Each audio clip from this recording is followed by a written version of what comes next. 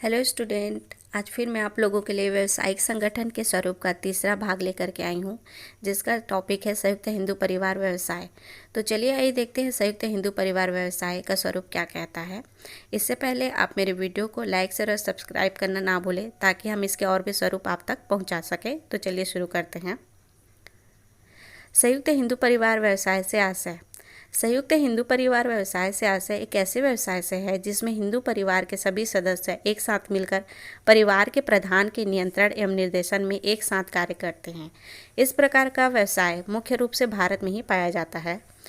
इसमें एक ही परिवार के सभी सदस्य मिलकर एक व्यवसाय शुरू करते हैं, जिसमें कि एक मुखिया होता है जिसके नियंत्रण और निर्देशन से वह व्यवसाय चलाया जाता है।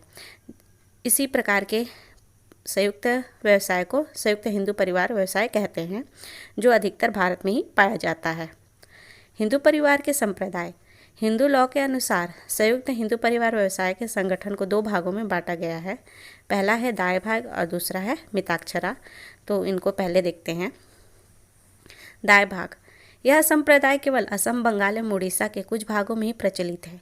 इसके अंतर्गत पुत्र को अपने जन्म के साथ किसी भी प्रकार की संपत्ति में कोई अधिकार प्राप्त नहीं होता। पैतृक संपत्ति पिता के जीवन काल तक उसी के स्वामित्व में रहती है। पुत्र को पिता की संपत्ति में अधिकार पिता की मृत्यु के पश्चात ही प्राप्त होता है। इसमें कहा जा रहा है कि कोई भी हो, चाहे पुत्र, उसको पिता की मृत्यु के बाद ही पैतृक संपत्ति में अधिकार मिलता है। फिर है मिताक्षरा। यह संप्रदाय असम, बंगाल तथा उड़ीसा के कुछ भागों को छोड़कर समस्त भारत में प्रचलित है। इस संप्रदाय के अंतर्गत पुत्र का जन्म लेते ही उसे अपने पिता के साथ पूर्वजों से प्राप्त संपत्ति में समान अधिकार प्राप्त हो जाता है।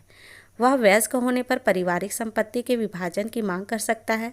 इसके अंतर्गत सदस्यों का हित सदैव अनिश्चित है, क्योंकि प्रत्येक जन्म एवं मृत्यु से हितों में परिवर्तन अवसंभवी है। यह दाय भाग से जस्ट अपोजिट है। इसमें पिता का संपत्ति में पुत्र को जन्म के साथ ही अधिकार प्राप्त हो जाता है। संयुक्त हिंदू परिवार व्यवसाय के गुण। निश्चित लाभांश। संयुक्त हिंदू परिवार सदस्यों का लाभांश निश्चित होता है। उन्हें व्यापार में भाग न लेने पर भी लाभ मिलता है। शीघ्र निर्णय। व्यापार का प्रबंधकर्ता द्वारा किया जाता है। उसे निर्णय लेने की पूर्ण स्वतंत्रता होती है, अतः निर्णय शीघ्र लिया जा सकता है। तीसरा है ज्ञान और अनुभव को बांटना। संयुक्त हिंदू परिवार व्यवसाय के युवा सदस्यों को अपने बुजुर्ग सदस्यों से ज्ञान व अनुभव की सीख प्राप्त होती है। इसमें अनुशासन, साहस, आत्मबल, कर्तव्यनिष्ठ, सहनशील आदि शामिल रहता है। चौथा है सदस्यों का सीमित दायित्व। कर्ता को छोड़कर सभी सदस्यों का दायित्व उनके द्वारा लगाई गई पूंजी तक सीमित रहती है।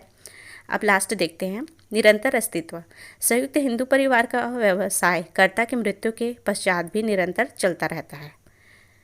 संयुक्त हिंदू परिवार व्यवसाय के दोष। संयुक्त हिंदू परिवार के 3 दोष हैं।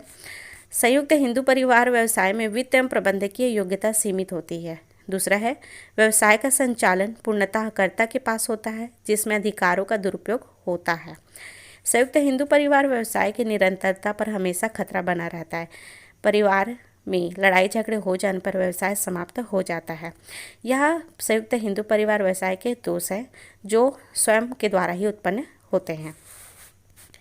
तो इसी प्रकार से और भी व्यवसाय संगठन के स्वरूप के वीडियो जानने के लिए, देखने के लिए मेरे वीडियो से जुड़े रहें, जिसके लिए आप मेरे वीडियो को लाइक और सब्सक्राइब करना ना